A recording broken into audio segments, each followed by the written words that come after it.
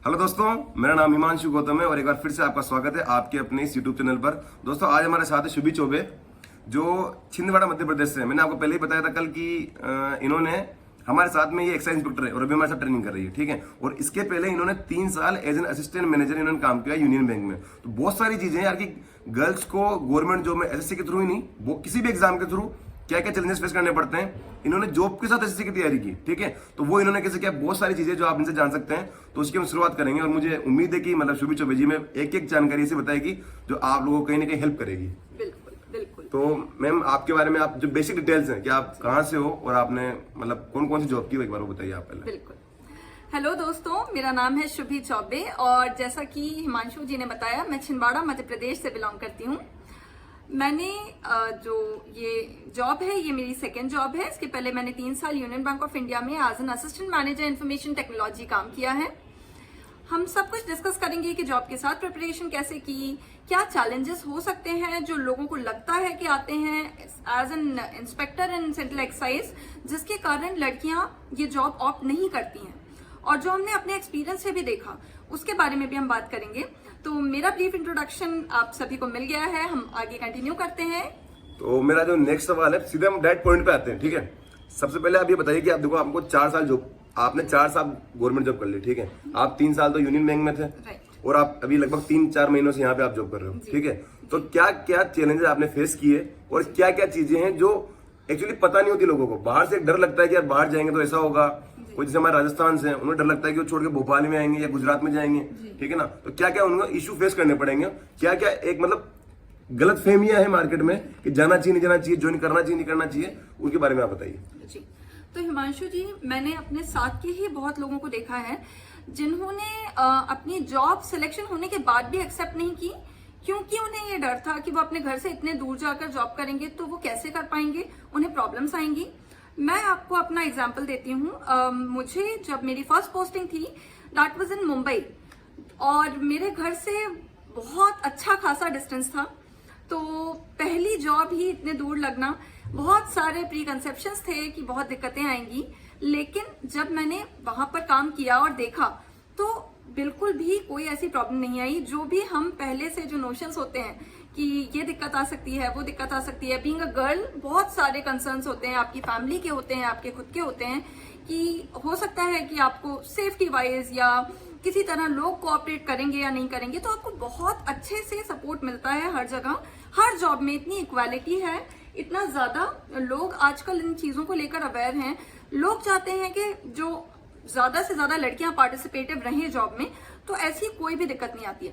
Secondly, जब इस job में मैं आई तो हाँ, मैंने यहाँ पर देखा कि जेंडर डाइवर्सिटी बहुत स्क्यूड है।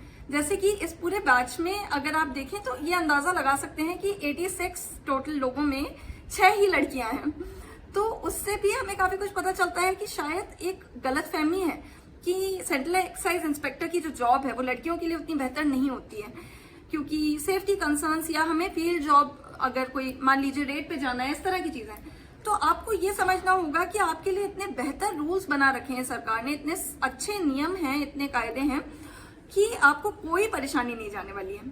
तो बिल्कुल बेशक आप इस जॉब की तरफ बढ़ें, और बिल्कुल भी आपको ये सोचने की जरूरत नहीं है कि क्या दिक्कतें आ सकती हैं। तो जिसे बताया इन्होंने कि यार इतने सारे रूल्स और रेगुलेशन है ना, लगता है कि बाहर से यार कोई लड़की आगे इंस्पेक्टर बनेगी तो उनको बहुत सारे यहाँ पे स्टाफ में और लड़कियां नहीं होगी, ऐसे बहुत लोग हैं, ठीक है। और हर एक बंदा कोऑपरेटिव होता है, ठीक है। और इतने ज्यादा कानून बने हुए हैं ना, कोई चाह के भी कुछ नहीं कर सकता। एक और जो बहुत इंपॉर्टेंट है कि आपने 3 साल जॉब किया आपने यूनियन बैंक में एज एन असिस्टेंट मैनेजर, तो उसके साथ आपने तैयारी कैसे की, क्योंकि यार जॉब के साथ वो भी बैंक वाली जॉब जहाँ शायद टाइम ही नहीं मिल पाता, उसके साथ आपने तैयारी की और आप बाद में एक्साइज इंस्पेक्टर बनी, तो उसके बारे में बताइए आप। बिल्कुल बिल्कुल हिमांशु। तो देखिए, सबसे पहले तो बहुत ही महत्वपूर्ण रोल रहता है शॉर्ट नोट्स का, जैसा कि हिमांशु सर ने आपको पहले भी कुछ वीडियोस में बताया है। तो जब जॉब के साथ हम तैयारी कर रहे होते हैं तो हमारे पास अगर कुछ शॉर्ट नोट्स हैं, अगर मान लीजिए मुझे वीकेंड पे टाइम मिलता था तो मैं कुछ शॉर्ट नोट्स बना लेती थी जो मैं वीकडेज में रिवाइज कर पाऊँ। सेकेंडली, जब मैं मुंबई में थी 3 साल, तो मेरा जो ट्रैवलिंग टाइम था वो ऑफिस जाने का 1.5 घंटे था और लौटने का 1.5 घंटे था। तो आई मेड श्योर कि वो 1.5 घंटे किसी भी दिन बर्बाद ना हो। मैं ऑफिस से निकलती थी और मेरे ईयरफोन्स ऑन होते थे और मैं कंटिन्यूअसली कोई लेक्चर देख रही होती थी, कुछ ना कुछ सुन रही होती थी, और वो मुझे बहुत ज्यादा ऐसा लगा कि मेरी तैयारी में बेहतर तरह से इसने कंट्रीब्यूट किया है, क्योंकि वो टाइम इतना अच्छे से यूटिलाइज हो जाता था। साथ ही साथ लंच टाइम होता है या कुछ, हम ऑफिस में होते हैं, हमेशा ऐसा नहीं है कि हम बहुत हेक्टिक चल रहा हो, कभी हम फ्री बैठे होते हैं, तो इधर उधर के कामों की जगह अगर आप उतनी देर अपने ईयरफोन्स ऑन करके कुछ थोड़ा सा भी पढ़ लेते हैं ना, तो आपको खुद एक अचीवमेंट फील होगा उस दिन में, और उसके साथ आपकी ऐसी तैयारी होती जाएगी कि आपको बिल्कुल पता भी नहीं चलेगा। सेकेंडली, एक और बात कहना चाहूंगी, क्या होता है ना कि जब हम वर्किंग नहीं होते हैं तो हमें टाइम की उतनी वैल्यू नहीं हो पाती है कई बार। तो अगर लोगों को ऐसा लगता है कि वर्किंग होना एक डिसएडवांटेज है, तो मैं कहती हूँ कि नहीं, वो एडवांटेज ही रहेगा, क्योंकि आप जब काम के साथ अगर आपको आधे घंटे भी मिल रहे हैं तो आप उसकी वैल्यू करेंगे। अगर आप संडे को दिन में 24 घंटे फ्री बैठे हुए हैं तो आप टाइम की वैल्यू उतना नहीं कर पाते हैं। तो इसीलिए अगर आप वर्किंग है तो भी आप बहुत अच्छे से तैयारी कर सकते हैं, क्योंकि जो कम टाइम मिलेगा उसकी भी आपको इतनी वैल्यू रहेगी कि आप उसको बेहतर यूटिलाइज कर पाएंगे। तो मतलब मैंने आपका इंटरव्यू क्यों लिया, क्योंकि जब मैंने चैनल स्टार्ट किया था तो मैं यहाँ के जो मेरे दोस्तों वगैरह की वीडियो डालता था, उनमें गर्ल्स नहीं दिखती थी उनको, ठीक है, तो गर्ल्स के कमेंट आते थे कि भैया वहाँ पे गर्ल्स हैं या नहीं है, उनके बारे में बताओ, उनकी स्ट्रेटेजी बताओ, ठीक है। तो आप मतलब मेन गर्ल्स को क्या मैसेज देना चाहेंगे इस टाइम पे, जो इस टाइम वीडियो देख रही है, जो एसएससी का एग्जाम देने का सोच रही है, घर में बहुत सारे इश्यू होते हैं कि मतलब फैमिली वाले की शादी करवा दो या पढ़ाई करके क्या करना है, तो उनको मतलब आप बताना चाहेंगे कि जॉब के बाद आपकी लाइफ कैसे बदली? बिल्कुल, देखिए बहुत सारे चैलेंजेस होते हैं, नो डाउट। लड़कियों के लिए प्रेशर होता है फैमिली से शादी को लेकर कि आपकी पढ़ाई पूरी हो गई, अब आपको शादी कर लेनी चाहिए, या फिर और आफ्टर मैरिज, मैं डिमोटिवेट नहीं करूंगी, तब भी बहुत लोग हैं जो करते हैं, लेकिन जिम्मेदारियां बढ़ जाती हैं तो नहीं चाहते हैं बहुत लोग कि पहले शादी करें, पहले वो अपना जॉब में सेटल होना चाहते हैं। तो आप लगे रहें। हालांकि हमने बहुत ही बेहतर एग्जांपल्स देखे हैं, जैसा कि उस दिन हमारे साथ एक बहुत ही सीनियर ऑफिशियल ने हमें यहाँ पर आकर एड्रेस किया, और उन्होंने शादी के बाद एग्जाम दिया था, शादी के बाद एग्जाम क्लियर करके, और आज वो जिस लेवल पर हैं, we all are looking up to her. तो बिल्कुल आप अपने पोटेंशियल को कम ना समझें। अब अगर आपको जो फैमिली के सेफ्टी कंसर्न्स होंगे, बहुत सारी चीजें होंगी कि ये जॉब लड़कियों के हिसाब से ठीक है या नहीं है, तो सबसे अच्छी बात, इस जॉब में अगर आपको ऐसा लगता है कि आपको, मान लीजिए कि आपको डर इस चीज का है कि आपको आधी रात को कहीं जाना पड़ेगा, रेट ये होगा वो होगा, इस तरह की चीजें अगर आप सोच रहे हैं, देखिए अगर वो वंस इन अ ईयर वाली चीजें होती हैं, उसमें भी आपकी सेफ्टी इतनी होती है, इतने सारे लोग होते हैं डिपार्टमेंट के आपके साथ कि आपको फिक्र की जरूरत नहीं है, और वो रेयर होता है। अगर आप चाहते हैं तो आपको इतने सारे डिपार्टमेंट्स हैं, इतने सारे एरियाज हैं, ऑडिट है, कस्टम्स है, आपके पास रेंज में पोस्टिंग है, टेक्निकल सेक्शन में पोस्टिंग है, इतने सारी चीजें हैं। और लड़की होने का एक और ये रहता है पर्सपेक्टिव कि ये चीज बाकी लोग भी समझेंगे, आपके स्टाफ वाले, कि हो सकता है कि आपको चैलेंजेस फेस करना पड़े, तो वो आपको कोऑपरेट करते हैं। आपको ट्रांसफर पोस्टिंग से लेकर हर चीज में वो बिल्कुल एक आपको पहले कंसिडर करते हैं, तो आपको तो हमेशा ही ऊपर रखा जाएगा इस चीज में कि आपको कोई आफत ना आए। यहाँ मैं एक बात ऐड करना चाहूंगा कि भैया, मैं जब पहले जिस डिपार्टमेंट में था दिल्ली में, वहां क्या सीन था कि दिल्ली की जो गर्ल्स थी, ठीक है, उनको बाहर भेजा ही नहीं उन्होंने, वहीं रखा, दिल्ली में रखा। मतलब अगर उनको रैंक वाइज भेजते ना, शायद किसी को पुणे जाना पड़ता, किसी को नासिक जाना पड़ता, किसी को भोपाल आना पड़ता, पर उनको बाहर भेजा ही नहीं, उनको दिल्ली में रखा और वहीं आसपास उनको पोस्टिंग दी। क्यों? क्योंकि उनको मतलब एक कोऑपरेटिव जो स्टाफ होता है ना, इसकी वजह से। तो एक और बात की, आपने पहले बैंक में थे, आप अभी इंस्पेक्टर हैं, क्या आप आगे तैयारी कर रहे हैं किसी चीज की?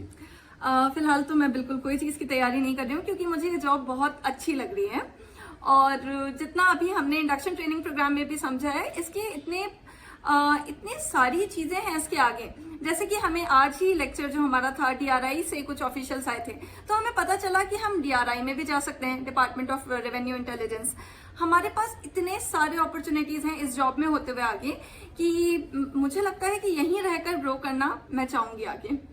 तो दोस्तों, मतलब देखो, बुक्स वगैरह के बारे में, पढ़ाई कितने घंटे करनी चाहिए, कितने घंटे नहीं करनी चाहिए, बताने वाले बहुत लोग हैं आपके पास, ठीक है। मेन जो काम थी, बात की कि यार गर्ल्स के लिए डिपार्टमेंट कैसा है, और ये वाला डिपार्टमेंट ही नहीं, कोई सा भी डिपार्टमेंट, एसएससी के थ्रू ही नहीं, और भी किसी एग्जाम के थ्रू, हर जगह लोग कोऑपरेटिव होते हैं। और दूसरी बात, मतलब मैम को भी ऐसा कुछ नहीं था ना कि इनको बन ही जाओगे, इन्होंने पढ़ाई स्टार्ट की, धीरे धीरे फ्लो बना, एक एग्जाम निकला, दूसरा निकला, मतलब अच्छी जगह पहुंच गए, लाइफ सेट है, ठीक है।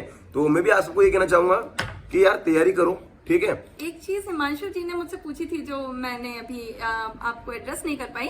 आपने मुझसे कहा था कि जॉब करना या नहीं करना, तो एक बीइंग अ गर्ल, एक एडवाइस मेरी आप सभी से रहेगी कि उसको आप इस तरह से सोचिए, सिर्फ मॉनेटरी टर्म्स में नहीं, एक सेल्फ सेटिस्फैक्शन होता है।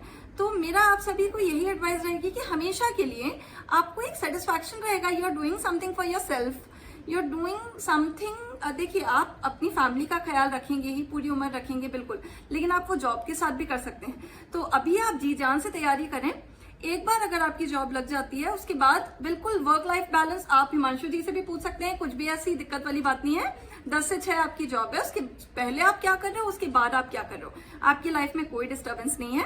तो बिल्कुल आप अच्छे से तैयारी करिए, और वो सेटिस्फैक्शन बहुत ही अच्छी चीज होती है। तो इसीलिए मैं आपको एडवाइस करूंगी कि अगर आप कंफ्यूज हैं whether to take a job और not, you should go for it. It is a very beautiful feeling to be self sufficient. ठीक है, तो मैं आपसे सबको यही बात करना चाहूंगा कि यार फटाफट से एग्जाम दो, ठीक है, सिलेक्शन लो, ट्रेनिंग वगैरह पे आओ, ताकि जैसे सुबी जी की किस्मत अच्छी थी कि हमारे जैसे अच्छे बहुत अच्छे कलीग्स मिले, तो आपको भी बहुत अच्छे कलीग्स मिलेंगे, ठीक है। और लगभग मुझे लग रहा है कि आपके जो डाउट्स थे गर्ल्स के वो क्लियर हो गए होंगे। और भी कोई डाउट है तो आप कमेंट करना, ठीक है। मुझे उम्मीद है आप कमेंट में रिप्लाई जरूर देंगे हाँ उनको। जी, जितने भी आपके डाउट्स हैं आप कमेंट सेक्शन में बताएं, मैं उनको सबको रिस्पॉन्ड करूंगी।